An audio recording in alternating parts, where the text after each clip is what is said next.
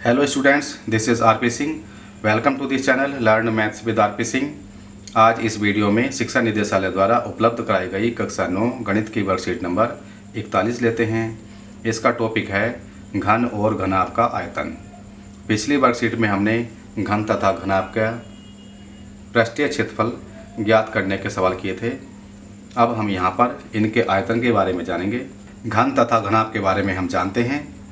हमें एक खाली घनाभकार बॉक्स दिया गया है, जैसे कि ये बॉक्स है, ये घनाभ के आकार का है। अब हम पता लगाते हैं कि दिए गए बॉक्स में कितना स्थान है, इसके अंदर कितना स्पेस है। स्पेस का मतलब यहाँ पर आयतन से होगा। यह पता लगाने के लिए हमने एक घन लिया जिसकी भुजा की लंबाई 1 मात्रक है। ये हमने एक घन लिया है, इसकी भुजा की लंबाई 1 मात्रक, मतलब ये भी 1, ये भी 1 और ये भी 1। अगर इस बॉक्स की भुजाएं सेंटीमीटर में हैं तो यहाँ पर ये घन हम सेंटीमीटर में लेंगे। अगर बॉक्स की भुजाएं मीटर में हैं तो यहाँ पर ये घन हम मीटर में लेंगे। यहाँ पर मात्रक की बात है, जिस मात्रक में इसकी लंबाई चौड़ाई ऊंचाई है उसी मात्रक में इसकी भुजा ली गई है। घनाभकार बॉक्स द्वारा घेरे गए स्थान को मापने के लिए हमने उसमें 1 मात्रक लंबाई वाले घन को भरा। अब हमारे पास ये बॉक्स था, इसमें इन घनों को रखा, तो यहाँ पर ये घन रखे गए हैं, इनकी एक लेयर बना दी गई है। क्या आप बता सकते हैं कि बॉक्स को पूरी तरह से भरने में हमें कितने घनों की आवश्यकता होगी? तो इसको हम देखेंगे।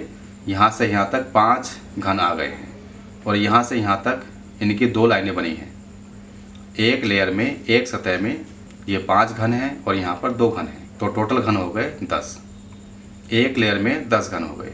यहाँ पर कितनी लेयर आ सकती हैं? एक लेयर यहाँ तक आ गई, एक लेयर यहाँ तक आ जाएगी और एक यहाँ तक आ जाएगी, तो इसमें कुल 3 लेयर आ जाएंगी। तो 3 लेयर में कितने घन आएंगे?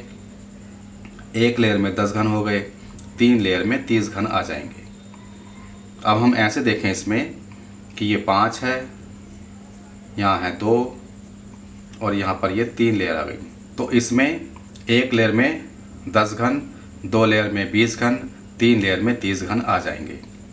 और हम अगर 5 की 2 में गुणा करें फिर 3 में गुणा कर दें तो 5 गुणा 2 गुणा 3 ये 30 के बराबर हो जाएगा।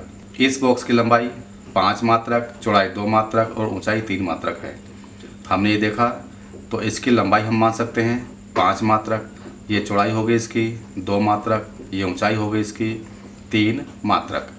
अतः बॉक्स द्वारा घेरे गए स्थान में 30 घन आएंगे। तो यहाँ पर देखा कि इसमें 30 घन आ जाएंगे और ये बॉक्स पूरा भर जाएगा, जो कि लंबाई चौड़ाई और ऊंचाई को गुणा करके मिले। हमने लंबाई चौड़ाई ऊंचाई की गुणा की थी, 30 आ गया था। किसी वस्तु द्वारा घेरे गए स्थान की माप उसका आयतन कहलाती है। अब हमने ये देखा कि जो वस्तु जितना स्थान घेरती है वह उसका आयतन कहलाता है।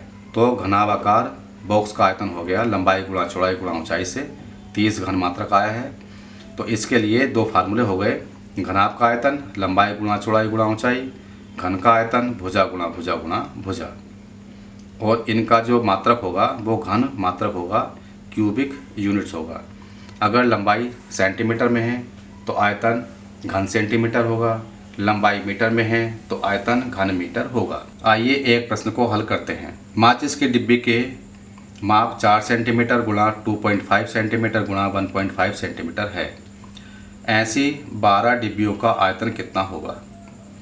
एक माचिस की डिब्बी है, उसकी ये माप है, तो यहाँ पर हम मान सकते हैं 4 सेंटीमीटर लंबाई, 2.5 सेंटीमीटर चौड़ाई, 1.5 सेंटीमीटर ऊंचाई।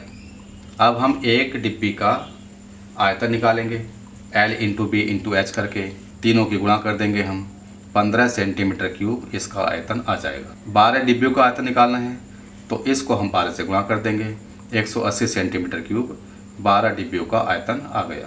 अब आप प्रयास कीजिए, एक कमरे की लंबाई चौड़ाई और ऊंचाई क्रमशः 5 मीटर 4 मीटर और 3 मीटर हैं। कमरे का आयतन ज्ञात कीजिए। कमरा घनाभ के आकार का है। घनाभ का आयतन होता है लंबाई गुणा चौड़ाई गुणा ऊंचाई। यहाँ पर 5 मीटर लंबाई ले लेंगे, 4 मीटर चौड़ाई ले लेंगे, 3 मीटर ऊंचाई ले लेंगे। इन तीनों का मान रखेंगे, 5 गुणा 4 गुणा 3, 5 चौक 20 दिया 60, ये 60 हो गया। लंबाई मीटर में है तो इसका मात्रक हो गया घन मीटर। ऐसे लिख देंगे या मीटर के ऊपर 3 लगा देंगे। ये इसका आंसर होगा। दूसरा सवाल, एक घनाकार डिब्बे का किनारा या भुजा 10 सेंटीमीटर लंबाई का है। डिब्बे का आयतन ज्ञात कीजिए।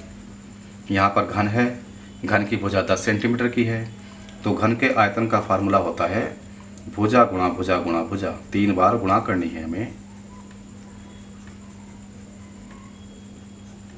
भुजा की लंबाई 10 सेंटीमीटर है, तो 10 गुणा 10 गुणा 10 करेंगे, तो ये आ जाएगा 1000।